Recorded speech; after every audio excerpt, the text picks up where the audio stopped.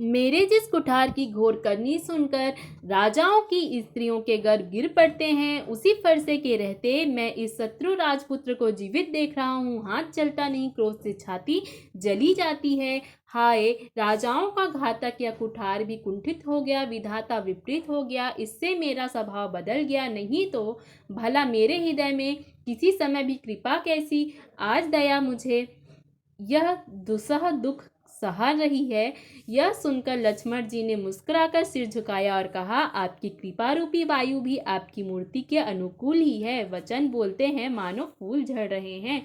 हे मुनि, यदि कृपा करने से आपका शरीर जला जाता है तो क्रोध होने पर तो शरीर की रक्षा विधाता ही करेंगे। परशुराम जी ने कहा, हे जनक, देख, यह मूर्ख बालक हट करके यमपुरी में घर अर्थात निवास करना चाहता है। इसको शीघ्र ही मेरी आंखों की ओर से क्यों नहीं दूर करते। यह राजपुत्र देखने में छोटा है पर है बड़ा खोटा। लक्ष्मण जी ने हंसकर मन ही मन कहा, आंख मूंद लेने पर कहीं कोई नहीं है। तब परशुराम जी हृदय में अत्यंत क्रोध भरकर श्री रामचंद्र जी से बोले, अरे शठ, तू शिव जी का धनुष तोड़कर उल्टा हम ही को ज्ञान सिखाता है।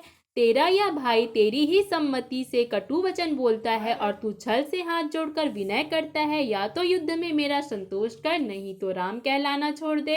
अरे शिवद्रोही, छल त्याग कर मुझसे युद्ध कर, नहीं तो भाई सहित तुझे मार डालूंगा। इस प्रकार परशुराम जी कुठार उठाए बोल रहे हैं और श्री रामचंद्र जी सिर झुकाए मन ही मन मुस्कुरा रहे हैं। श्री रामचंद्र जी ने मन ही मन कहा, गुनाह दोष तो लक्ष्मण का और क्रोध मुझ पर करते हैं। कहीं कहीं सीधेपन में भी बड़ा दोष होता है। टेढ़ा जानकर सब लोग किसी की भी वंदना करते हैं, टेढ़े चंद्रमा को राहु भी नहीं ग्रसता। श्री रामचंद्र जी ने प्रकट कहा, हे मुनीश्वर, क्रोध छोड़िए, आपके हाथ में कुठार मेरा यह सिर आगे है। जिस प्रकार आपका क्रोध जाए, हे स्वामी, वही कीजिए। मुझे अपना अनुचर दास जानिए। स्वामी और सेवक में युद्ध कैसा है। ब्राह्मण श्रेष्ठ, क्रोध का त्याग कीजिए। आपका वीरों जैसा वेश देखकर ही बालक ने कुछ कह डाला था। वास्तव में उसका भी कोई दोष नहीं है। आपको कुठार, बाण और धनुष धारण किए देखकर और वीर समझकर बालक को क्रोध आ गया। वह आपका नाम तो जानता था पर उसने आपको पहचाना नहीं।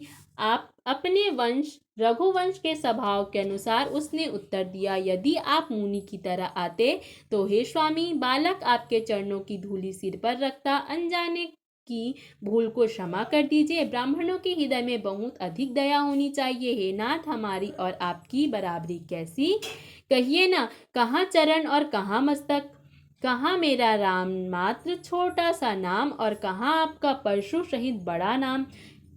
हे देव, हमारे तो एक ही गुण धनुष और आपके परम पवित्र श्रम, दम, तप, शौच, क्षमा, सरलता, ज्ञान, विज्ञान और आस्तिकता, ये 9 गुण हैं।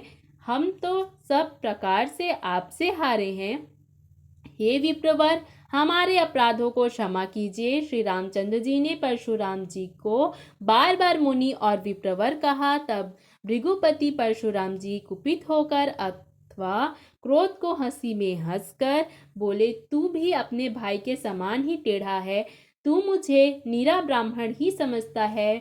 मैं जैसा विप्र हूँ, तुझे सुनाता हूँ। धनुष को, शत्रुवा बाण को आहुति और मेरे क्रोध को अत्यंत भयंकर अग्नि जान। चतुरंगिनी सेना, सुंदर समिधाएं, यज्ञ में जलाने वाली लकड़ियां हैं। बड़े बड़े राजा उसमें आकर बलि के पशु हुए, जिनको मैंने इसी फरसे से काट कर बलि दिया है। ऐसे करोड़ों जप युक्त